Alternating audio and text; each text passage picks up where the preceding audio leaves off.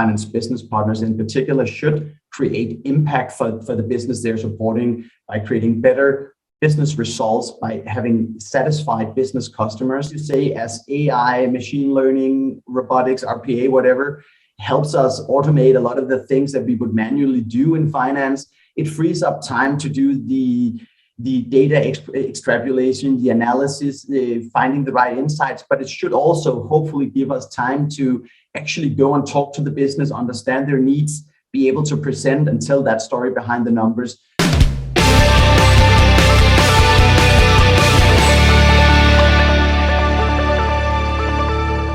So hello and welcome to Tech for Finance, where we help finance teams leverage technology to support their ambitions as businesses and as individuals. I'm your host, Adam Shilton, and in this episode, we're going to be chatting with Christian Frans Hansen from the Business Partnering Institute, whose customers include the likes of PayPal, HSBC, P&G, and many others. Christian is the Director of Finance Business Partnering, Learning and Development, and he has a background of consulting within the CFO services space, having worked for companies such as EY and the Implement Consulting Group. Christian has over 15,000 followers on LinkedIn and is an expert in finance transformation and business process optimization. So thanks for coming and joining me today, Christian. Thank you so much, Adam. It's a pleasure to be here. Excellent. So to start off, I mean, for anybody that's curious, do you mind telling us a little bit more about how you got into doing what you do? Yeah, definitely. Let's start with the basics. I'm actually a very traditional introverted finance nerd, to be honest, who got to work in a much more extroverted environment than I initially anticipated, to be honest. So I did always explore sort of the space between data and decision making. I've always been, enticed by the idea that you can find the needle in the haystack and come up with better solutions based on proper data analysis. So I spent some time, getting a master's degree in finance and performance management from Copenhagen Business School and Hong Kong University of Science and Technology, and later did an MBA focusing very heavily on finance as well from two other universities. So I ended up spending quite some years on four different universities on four different continents and studying a lot, that space of data and decision making. And when I then became a professional, I started in the National Bank of Denmark doing, hardcore financial modeling and really trying to extract insights from data and doing all the basics of, really getting into data modeling. But soon became a consultant with EY afterwards, also exploring finance, performance management, and that space, working in Scandinavia and following a girl to South Africa, working out of Cape Town and Johannesburg for some time. Luckily, it panned out. She's now my wife, and we have two lovely kids. But when I then returned, I joined another company, Implement Consulting Group, continuously working in the space with finance and performance management. But I've become more and more focused on the people side of finance as well, because initially it was all about the data crunching, but in the end, without the people being able to communicate the story behind the numbers, all that data crunching is a little futile, if you will. So that's how I ended up, working with the people side of finance. And today I'm heading large scale learning programs specifically aimed at upskilling people in the finance space, both, focusing on heart and mind, both mindset and tool set, but much more than data analysis. Today, it's more about, me working with finance people, changing their mindsets, hopefully for the better. So, yeah. Very good. And thank you for that. So, it's great. And I can't even imagine how much experience that you managed to gain, not just from obviously the different companies you've worked with, but from the places across the world you've been to. Right. So yeah, I'm a bit jealous, I must say. I've only been over to Asia once or twice. So no, it's interesting. But last time we spoke, I think you were on the way to, was it Brazil? Actually, Mexico to be. Yeah. Okay, very good. Can you tell us a little bit more about that? I mean, you don't have to go into specifics over the customer or anything like that, but can you tell us a little bit more about the trip and what you covered and that sort of thing? Yeah, the companies I service as a consultant today are often very big global companies having finance people in multiple locations worldwide. So when we launch large scale learning and development programs, it's often bringing people together, also sometimes doing virtual training as well. But in this case, it's a Mexican client, but obviously with a presence globally. So in that case, we went to Mexico to do an offsite training session for 2 days with the entire client team and their CFO. So but getting to that point is kind of it's a long road down to that point. We started out more than 6 months ago working on their finance strategy, working on the role of a finance business partner in their company, what they see as the important aspects of that role. Then we designed a competency model that kind of supports the role of a finance business partner and help them carry out a self-assessment, even kind of a 360 assessment, getting feedback from the business as well on how the team of finance business partners, how it was doing. And based on that self-assessment and that insight from the business on how they were doing, we designed a 6-month learning journey comprised of several training sessions, but also a lot of on-the-job stuff, a lot of e-learning, self-study, other means of learning. So it's kind of a blended learning journey, and that's what we kicked off in Mexico last week. Yeah. Very good, and it's good. I think that we're now getting to the point where we are having more face-to-face interaction again. I don't want to talk about what's happened because hopefully we're getting out the back of it now, but. You mentioned blended model there. I'm seeing a lot more of that at the moment. So I'm assuming obviously you're not going to want to go over to Mexico for every single conversation, right? But having stuff like Zoom Teams and that sort of stuff, I suppose, supports that blended model. And you mentioned e-learning as well. Do you find that works? To be honest, I've been very skeptical about e-learning for a long time, but I have done quite a lot of e-learning with large international companies, including General Motors and others. And done right, I see it working, but it should not stand alone. So again, that's why I talk about blended learning. E-learning is a brilliant way to get some simple information, insights across, especially if you make it interactive. But it shouldn't be a standalone. Nobody really changes their behavior and becomes much better just from a virtual e-learning session. But I think packaged together with other elements of training, I think it's a valuable tool in a package of many tools that you can, in a toolbox of many tools that you can use to upskill finance professionals and professionals in general. It makes me think about repetition. So a lot of the learning that I've done in the past or have experience of, it's very linear, isn't it? So you start at point A and then it's almost like a game, isn't it? You get your points, you move on to your next module, and then the box is ticked. But it misses that gap of being able to emphasize and really internalize that message. So I think you're absolutely right. So no, that's excellent. So you mentioned competency frameworks when you are having discussions with businesses about what makes a good finance partner and that training side of things, and without giving away what your competency framework is, right? Because obviously it's the reason you do what you do. But what do you see as skills? What do you see as skills in a good business partner, I guess?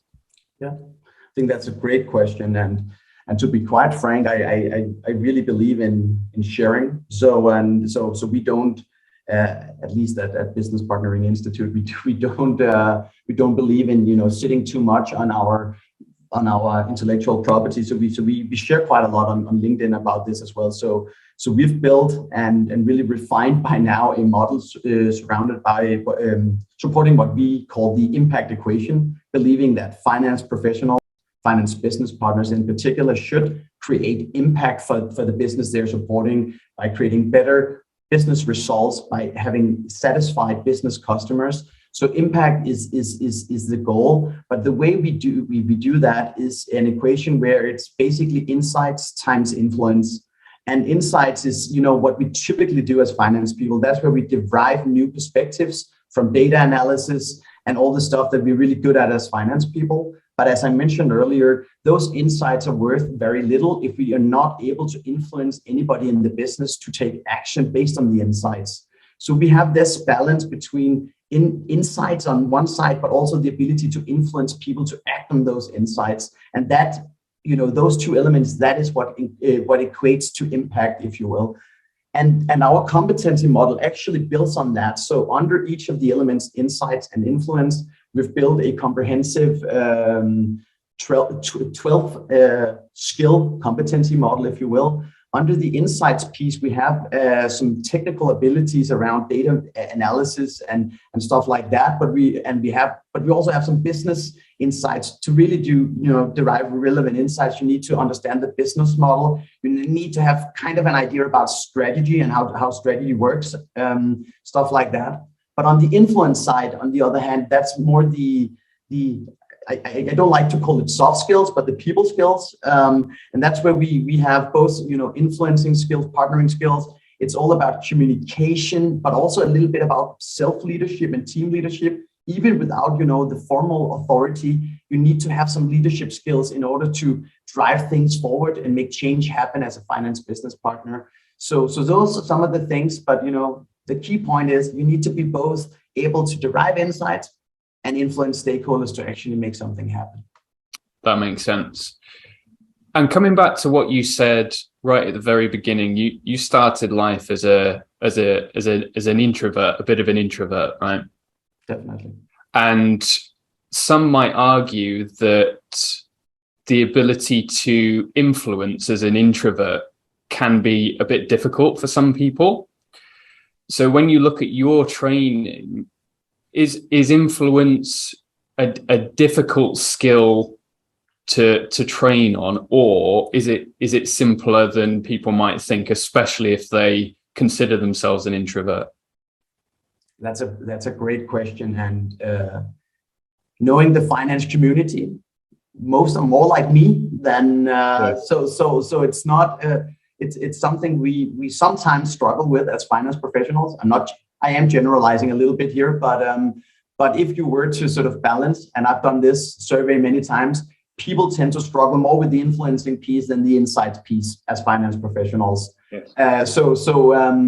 But I truly and honestly believe that you can train that just as much as you can train being better at data analysis. It's just a matter of doing it and knowing what to do. So it is quite easily, you can actually strengthen your EQ as well as your IQ. It shouldn't be a bad excuse for not going into that space. And I'm a good example of it. I'm standing in front of hundreds of people giving speeches about this today, even though I really enjoy sitting behind my screen, diving into my Excel sheets or my data models or whatever. You can do it. But you need to find a balance, because I regain my energy from being alone and being focused in studying stuff. But I can go out of that comfort zone sometimes and go and when I know that I need to go and influence people, I'll do that. But I'll give myself adequate time to recoup afterwards, if you will. So I think that's an important point. And I'm absolutely the same. So I am very happy on my own, getting on with it.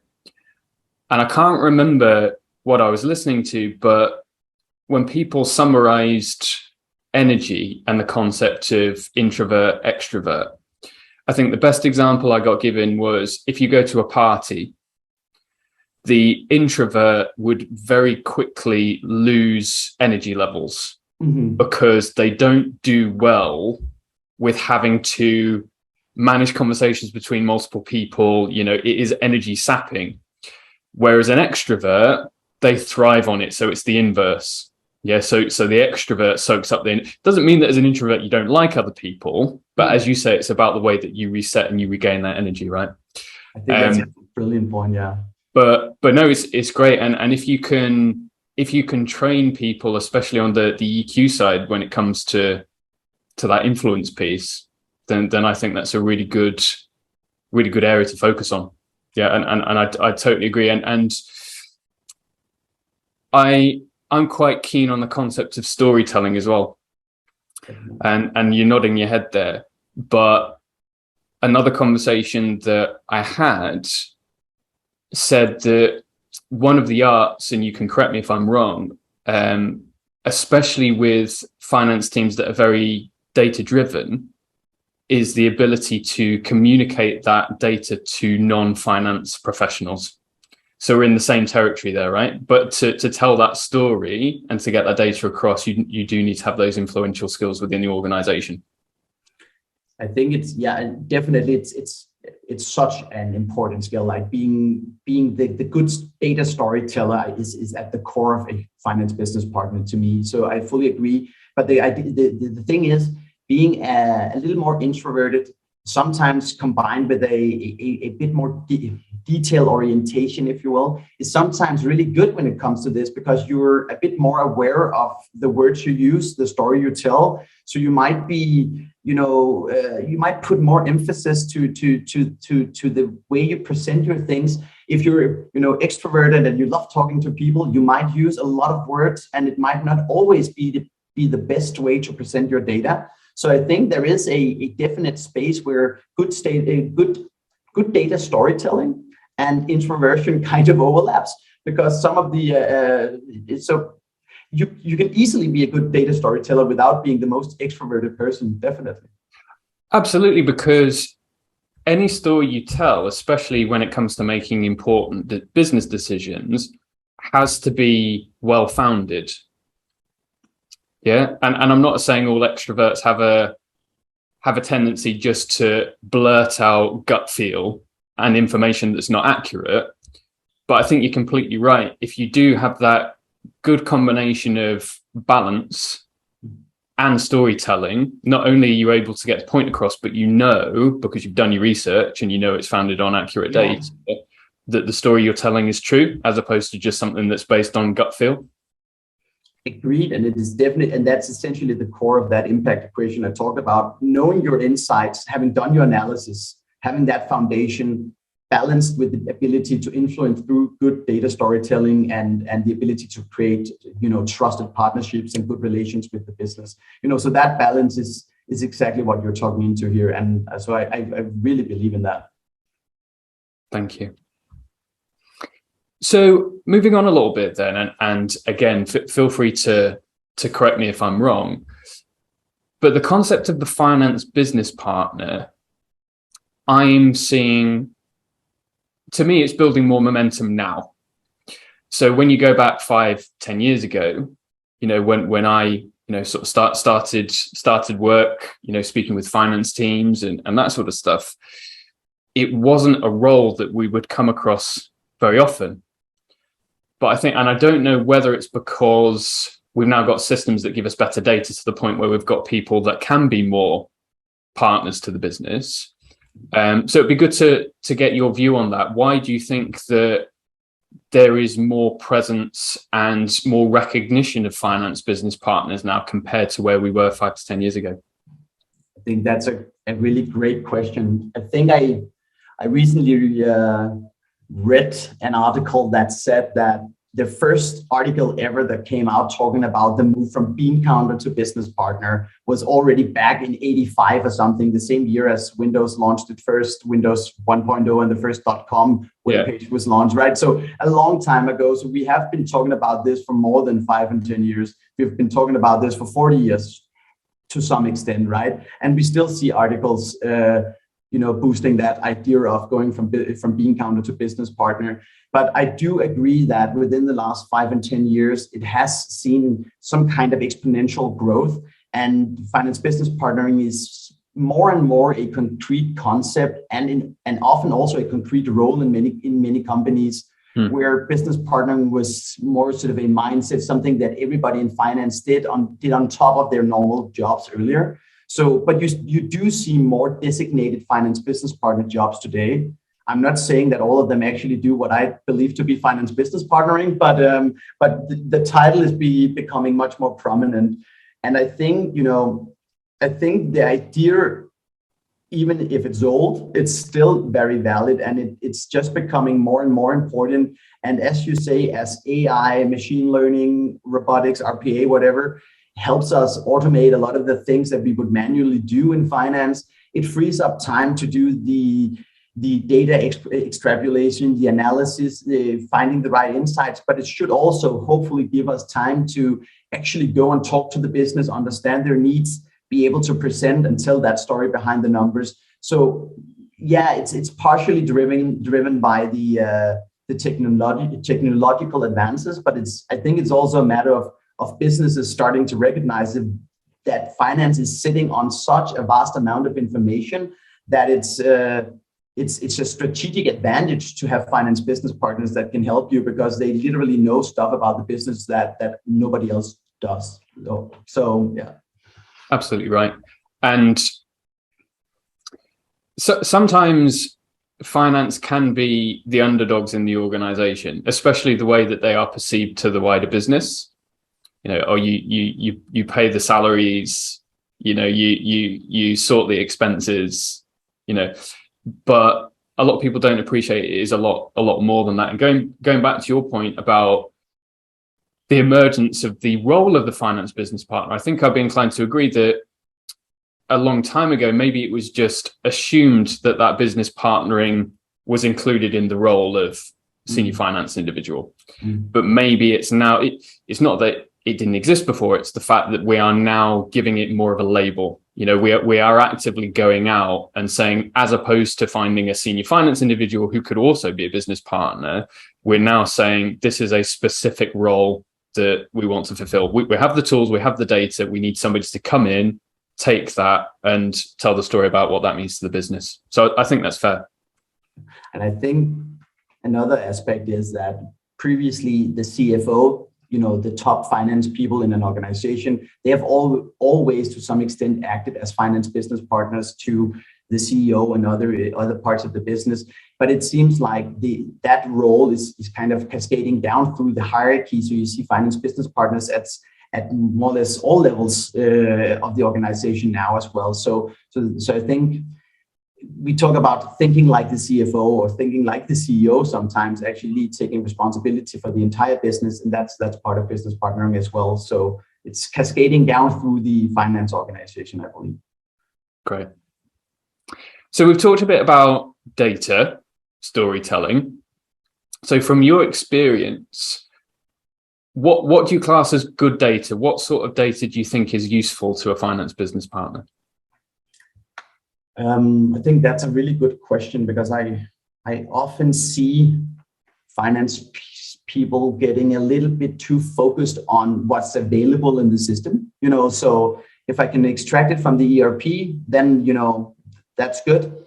But I believe in a more holistic approach, if you will. So often it's like, if you have a hammer, everything looks like a nail. Is that the saying? Like, so if somebody comes and asks you something from somebody in the business, they have an issue, they want you to help them, then you go to the tool you have available and extract some data from there, even though that data might not be fit for purpose. So in that regard, I think finance business partnering is about also being able to think outside of the data structures that we actually have. So sometimes just run your own little experiments, gather some data, maybe do a survey, and even sometimes go and interview people instead and gather some qualitative data rather than just your quantitative data from the systems. I'm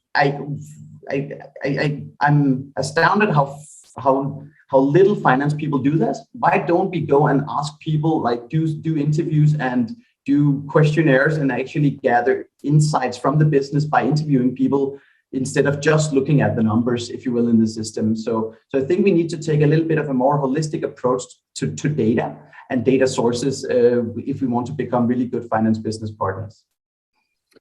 I think that's a really good point. And I love the analogy, if you've got a hammer, everything looks like a nail.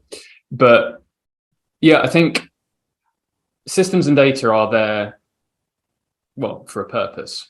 And as you say, it's important not to get into the trap of saying, because this is the data that I have access to, this is the only data that I have. Because you're almost self-limiting. Yeah. And coming back to your point there about, I see it as the distinction between financial and non-financial data in building that holistic view. And to use a very, very simple example, I've worked with companies in the past that are very people focused, right? So their main expense is, I mean, it's the same in most organizations, right? The main expense is the staff. But when you sell services, that's even more so, right? So non-financial data could be stuff that is as simple as, right, well, how many employees have we got? Yeah. How many contractors are we using? And that's not data that you would think, I mean, maybe sometimes you would, but if you're just looking at financial data, you might not think, right, well, how do we compare that against the non-financial data that could be useful to us? How many site installations have we got for a certain product or service?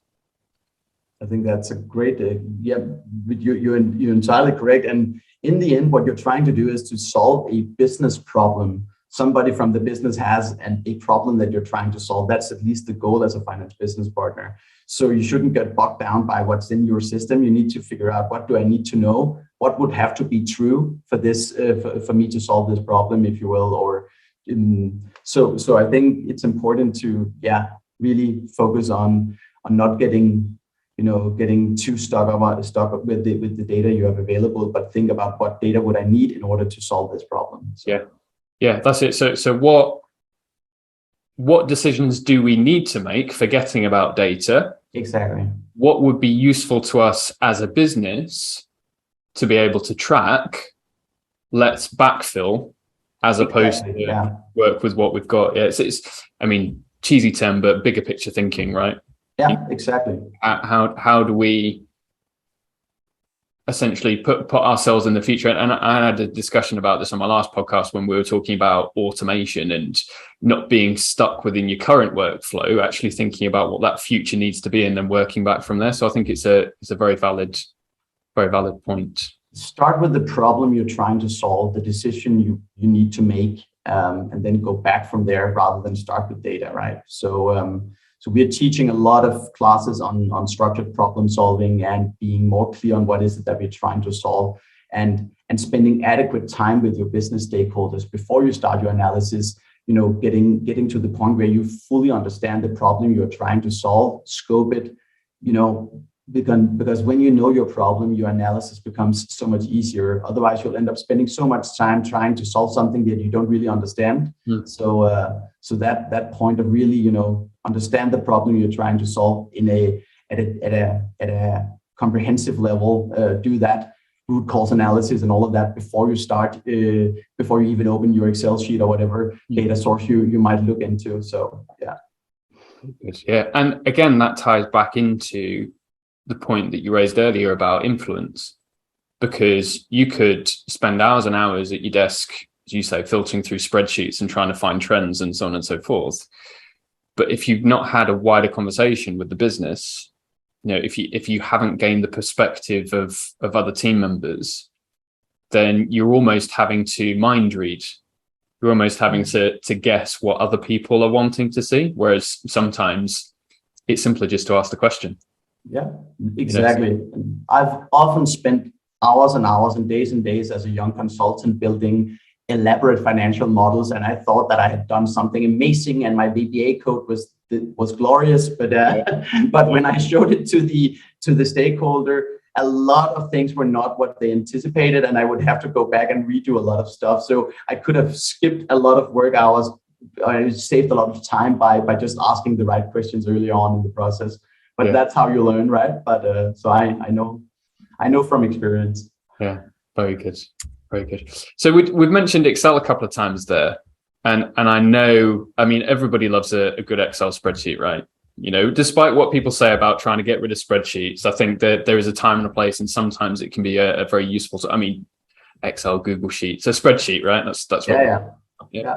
And I know that you guys are really good at sharing the tips and tricks side of things on on LinkedIn. So there's I love the ones that, that, oh, did you know about this shortcut? And, and that sort of stuff, because it makes you smile, and it's good to get stuck into. Where do you think the place is for Excel and spreadsheets? Do you still see a lot of it, or do you see finance moving now more towards business intelligence and predictive analytics? What's the lay of the land from your perspective on those sorts of data gathering and sort of data analysis tools? I think if you asked me 5 years ago, I would have said that we would have been further towards automation and new systems than we are. In my experience, I see Excel everywhere still. It's still a tool that is being used by finance professionals, or Google Sheets for that matter, spreadsheets in general. And I don't think we'll get rid of that anytime soon. But it's also a matter of using it correctly, because you can't use Excel as a database very well. Like it's not meant for that. Just one example. So and some models are getting too complicated that it's impossible to make sure that you kind of make sure that everything is up to date and up to speed. So I think we need to use it wisely and use it for the things that make sense for us to do, a little bit maybe back of the envelope analysis and all of that. But if it's for monthly reporting, things that are recurring, definitely try to get it automated. There are so many good tools out there. I've had conversations and I've seen what the new Oracle, SAP, all of those solutions. There are so many out there. They do so much. It's amazing how they can do with what they can do with AI and machine learning today in terms of explaining variances as an example. And it's not just highlighting, here is a variance. It's literally like text-based explanations on what the reason behind it might be. It's very advanced today. So we are seeing that move, and it's definitely happening. So we need to get on that wagon, but go with that. But I don't see spreadsheets being eliminated entirely for a long time, to be quite honest. Yeah. So what we're talking about there is strategic use of a tool rather than building our working life around it. Yeah. Aren't we? And we've spoken about some concepts there, AI, machine learning, the concept of wider ERPs. Some people sometimes get a bit scared. I mean, for larger businesses that have got endless budget, it's a little bit easier because they can justify the investment in some instances. But what we're now finding as well is that there's now smaller businesses that are being able to get on because the cost of ownership is coming down. Everything's in the cloud now. When you look at something simple like Xero, for example, it'll grab purchase invoices so that you don't have to manually key them. Yeah. And I don't have any affiliations with Xero. It's just an example. It's the same for stuff like bank account reconciliations. Yeah. Matching rules. Instead of having to manually key this matches with this invoice, just have a system do it for you. You don't need to do that in a spreadsheet. So I think that's a valid point. I mean, my background's software, so I'm not going to go down that rabbit hole because we'd be here forever. So in summary, there's still a place for it, but we want to start looking at the tools that we have at our disposal strategically. So for this type of activity, this could be an Excel. For this type of activity, it could be an ERP. For this type of activity, it could be a dashboard, something like a Power BI or a Click or something like that. So I think that's a valid point. But coming back to your work, so you've explained a little bit about what you do, your equation when it comes to influence. Talk a little bit more around that. So when you work with finance teams, where do you tend to start, and what are your hopes for where you then leave them when the work is finished? So what do you often see as reasons that you get involved? And then what is the outcome that you're working towards during your work with finance business partners? Yeah. The reason why I am in this space, which is very, the people space of finance, if you will, is because we actually believe there is kind of a a market gap there to some extent. You have a lot of consultancies and external vendors working in the tech space. A lot of people are also pretty good at process optimization. So you know, but it's like we tend to invest a lot in big fancy systems, implementing systems. We try to optimize our processes, but we're not always good enough as finance functions to upskill and make sure that our people are on board in the transformation that is happening. So and that digital transformation is important, but it won't succeed without having the people on board. So that's where we have a role to play. We do partner with both Deloitte and other big consultancies, and they often go in and help with implementing a new ERP system or a planning budgeting tool, whatever. But then when it comes to actually upskilling the people and making sure people are ready for the change that's happening, and a lot of changes are happening, then that's where we get involved. So we very much focus on the people side and the organizational structure as well. So we tend to actually start often to talk about the service delivery model of a finance function, because if you're bogged down by manual tasks, it's hard to actually free up time to be a good finance business partner. That's a very common issue. So we often need to look at the finance function more holistically and say who does what, and agree on roles and responsibilities before we can really start working with people. So that's often where we start, but then we often end with a clearer picture of roles and responsibilities. Roles meaning finance. If you might have finance business partners, you might have FP&A, you might have accountants, you might have different controllers. But getting to that point, knowing who does what, and then we can start upskilling people, making sure that everybody doesn't need to know the same. It depends on the role you have. And then we customize our learning journeys based on the needs of the different teams that we're working with. And that's an interesting point as well.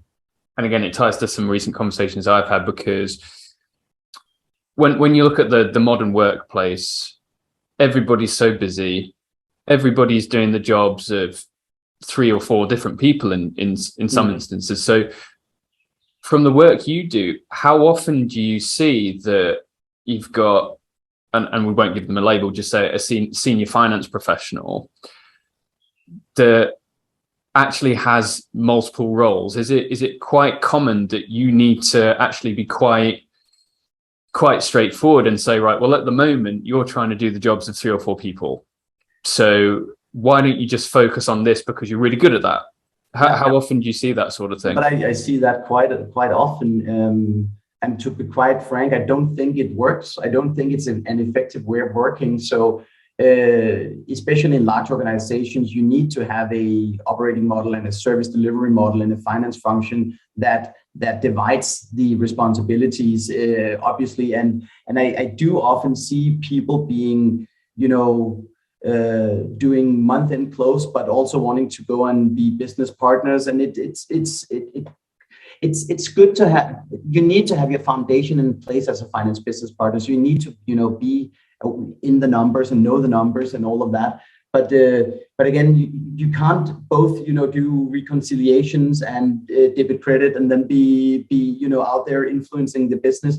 So I truly believe that as a CFO, you need to build an organization that has clearer role descriptions. And I unfortunately, I do often see organizations that don't have that clear and understanding of who does what. And they might have the roles, but they do things that are maybe related to other roles as well. So and it does confuse people in terms of roles and responsibilities. And often the business stakeholders whom you're trying to support, they get confused because am I supposed to talk to this person or that person? Who's my one point of contact? And we often talk about like having almost a key account manager set up in finance. So if the business needs help, they go to their key account manager, their finance business partner, and they know that person can then rely on his organization to help solve their problems. So because otherwise, if you don't know who to talk to in finance because you talk to somebody else, somebody new every time, you end up not asking maybe, and that's a shame, right? So that's an interesting point as well, actually, especially in larger organizations.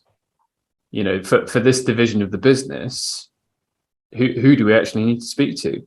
Yeah. And that's an interesting concept. A key account finance manager. Yeah, I like that. We do talk a lot about the analogies to sales and customer interactions when we talk finance business partnering. Key account management is obviously also is something that comes from sales.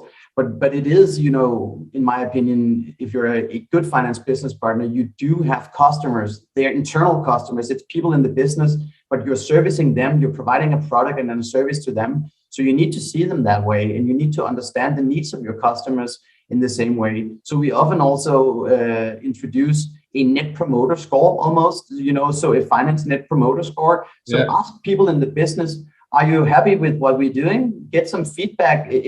Do you want to recommend our services to somebody else, and maybe not a net promoter score per se, but getting that continuous feedback from your customers in the business to actually know whether or not you're on target, and you can adjust based on that, and it opens up the dialogue around how do I support you best as your finance business partner. So we do use a lot of those sales analogies actually in some companies. I think that's a really good way of looking at it, because when you look at fundamental human psychology, people live in their own world. It's a fact, and it's not a bad thing. It's just how it is. We live in our minds. We see the world according to ourselves. Yeah. And it comes back to your point earlier about asking questions under the influence piece. You're not a mind reader. You can't always guess what is useful to other parts of the business. So, and yeah, maybe it's nice to have a formal process. I mean, you mentioned the concept of net promoter score there, which I think is fabulous. But even if there isn't a defined process, there's nothing wrong with you asking the question, is this useful to you? How did I do? And it might just be a message on Teams, or Slack, or whatever communication tool you're using. But I think that's a really valid point. That's the least you can do. Like literally, I'm not asking all finance people to get the quantitative surveys from all of their stakeholders, but if you're servicing somebody in the business and everybody in finance is indirectly supporting somebody in the value chain, that's what we do.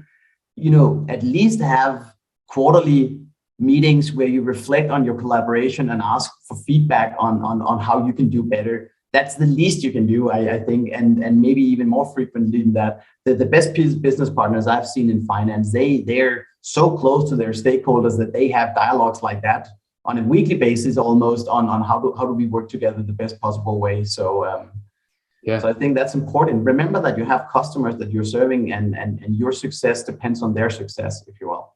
Yeah. And it reminds me of a few conversations that I've been having recently around curiosity. Yeah. Because we now live in a world. I mean, it's great. We can work from anywhere. Like here. You're I'm assuming you're in Copenhagen at the moment, right? Yeah. I'm here in the middle of England, Manchester at the moment. And we're having a conversation as though we were almost sat next to each other, even though it's on a screen, right? But when we start moving into a world of ones and zeros, that can sometimes limit our ability to have true human-to-human connections. Yeah. So the reason I talk about curiosity is a lot of the time when somebody's speaking, you'll be then thinking about what your reply is going to be. And again, that's part of human nature as well. How can I contribute? How can I continue this conversation? Whereas if you foster that curiosity element, instead of speaking, first think about what that person has said, and do you need to delve a little bit deeper? So in your scenario, somebody from another team's asking you a question, or can you give me this report, or can you tell me a little bit more about how we're doing here? Instead of going away straight away and going into your spreadsheet or downloading a report from your ERP or what have you, there could be a pause when you then think, actually, why are they asking me this question? Yes, exactly. What do I need to delve a little bit deeper here? Definitely. Because then that, as you say, coming back to how useful you then are to the wider business, if you are becoming more curious to the point where you are able to be a better problem solver, then you're going to continue to improve the value that you're generating to the business, right? I think you're making some really, really good points there, because 9 out of 10 times when somebody from the business asks something of finance, they're asking for data, then they're asking for input, but they're not conveying the problem they're trying to solve. So somebody's asking you for data, but that data doesn't tell the finance person anything about what is the actual problem you're trying to solve. You're using this data to extract some information that you need. So if you don't ask those questions up front, how will you help? Yeah, you can extract the data and just give it to them, but you might help them much better if you actually spend that time asking the right questions, getting to the bottom of what is the issue or the problem, or what is it that you're trying to understand better and the problem you're trying to solve, before just diving into yeah, I'll give you the data. Like, so ask more questions. I'm teaching a course about real conversations in between finance and business, and it's that balance between inquiry and advocacy. So it's about, are we good enough at inquiring and asking all the questions, or are we just telling and advocating, providing our answers?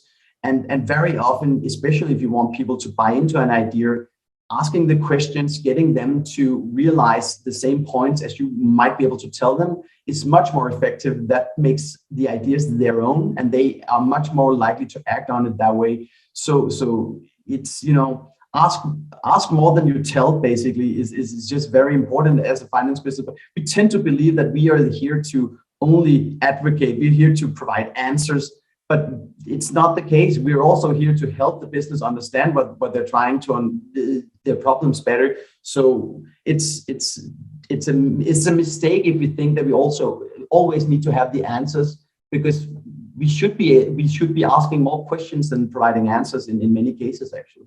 Yes. No, I totally agree. And it comes back to what you were saying about root cause analysis. Yeah.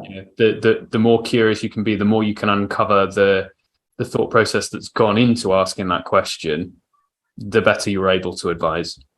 And often it saves you a lot of time, because if you spend that time up front understanding the question to deep enough level, it becomes relatively easy to solve. It's the classical Einstein quote that if you had an hour to solve a problem, you would spend 55 minutes asking questions and trying to understand the problem.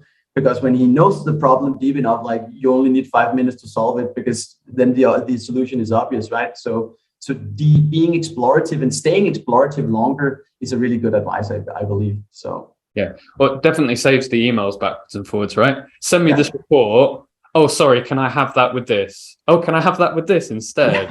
Yeah. We all know that, and do we ever stop to ask, why do you need this? What are you really trying to solve here? So very good. Very good. So I'm conscious we've not got all the time in the world today. So I'm thinking about, from my list of questions, where I go next.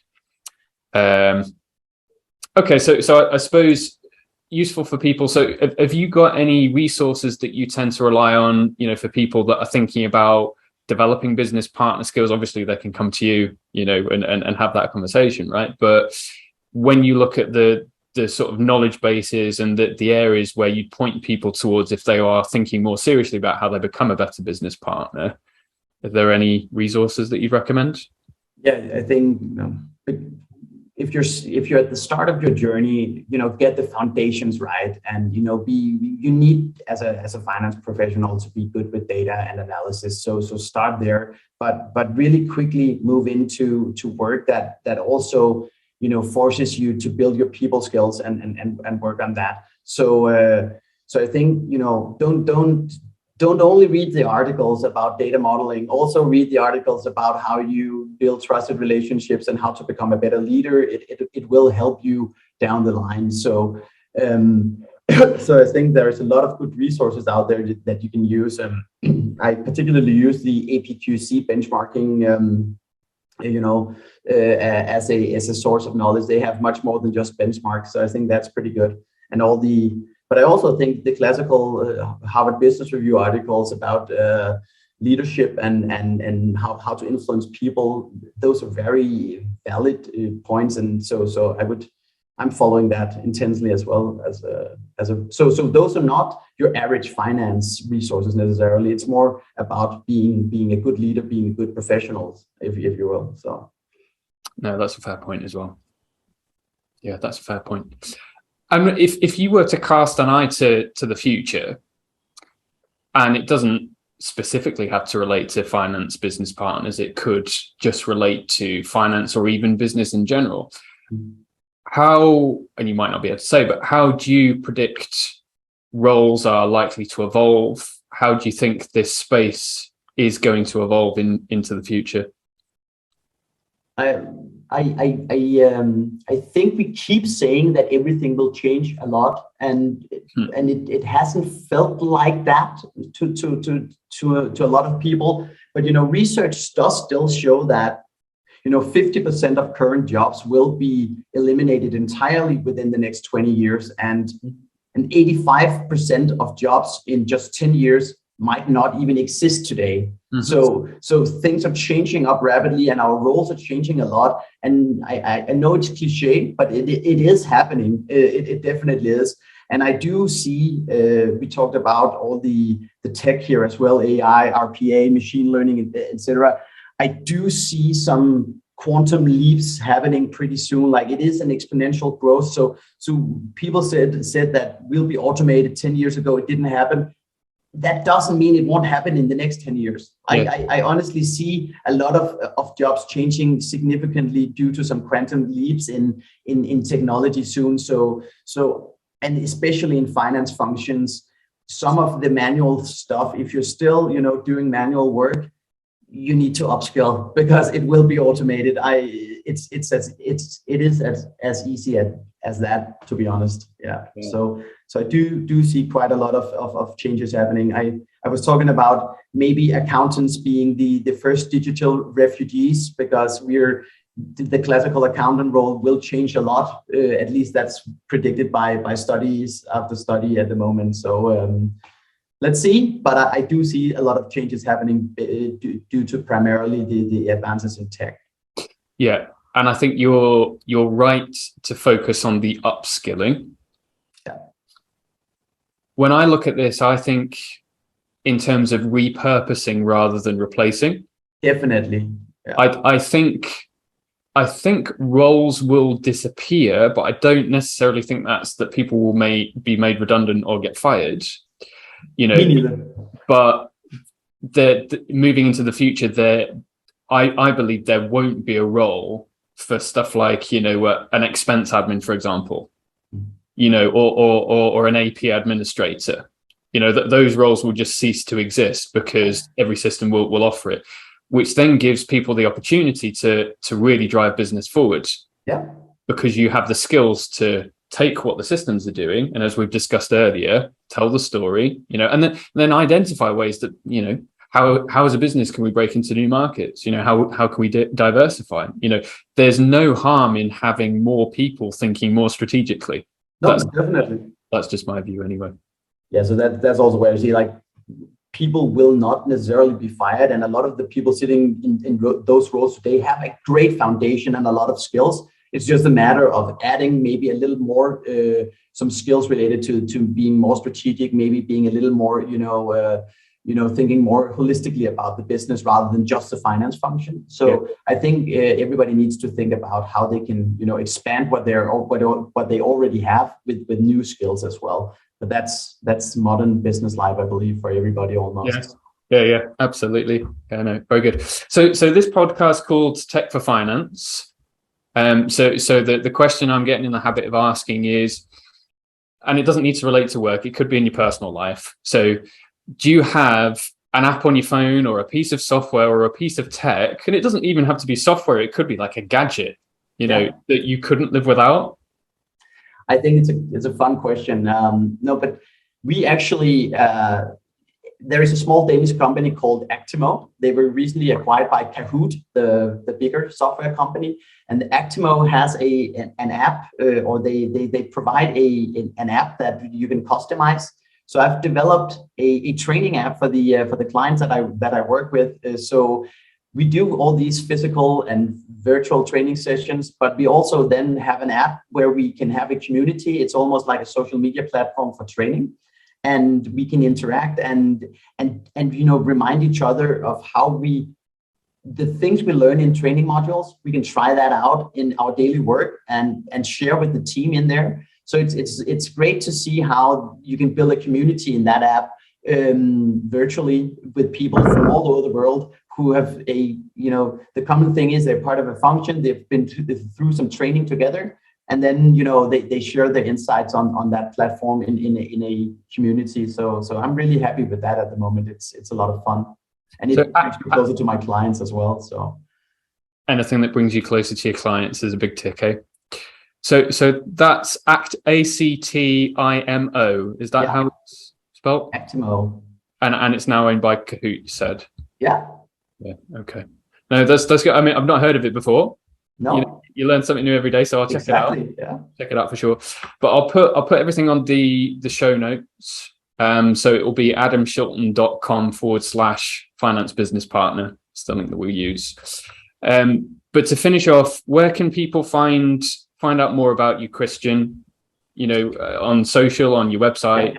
I would urge people to follow me on LinkedIn. I do posts daily in this space on CFO services and finance transformation. So please follow me on LinkedIn. Otherwise, we are at businesspartneringinstitute.org. So businesspartneringinstitute.org. Okay. Yeah. I'll put that in the show notes. I'm just going to get up your. Hang on, my internet is. So your LinkedIn is linkedin.com/in/Frans Hansen. So that's FRANTZHANSEN. So FRANTZHANSEN. So that's where people can check you out on LinkedIn. I'll post it in the chat. I think if you can check if the one in the chat is right. That's fine. Yeah, I'll put it in the show notes too. So that's perfect. It's been an absolute pleasure speaking with you this morning, Christian. Really appreciate your time, and I think there's been some interesting things that I'll definitely be applying some more thought to. That's for sure. So no, excellent stuff. Well, let's keep me up to date with what you're doing. Maybe at some point in the future we speak again. Hopefully, yeah. But for now, thanks ever so much for your time, Christian. Thank you so much, Adam. This has been fun. Yeah, great stuff. See you later. Cheers. Bye.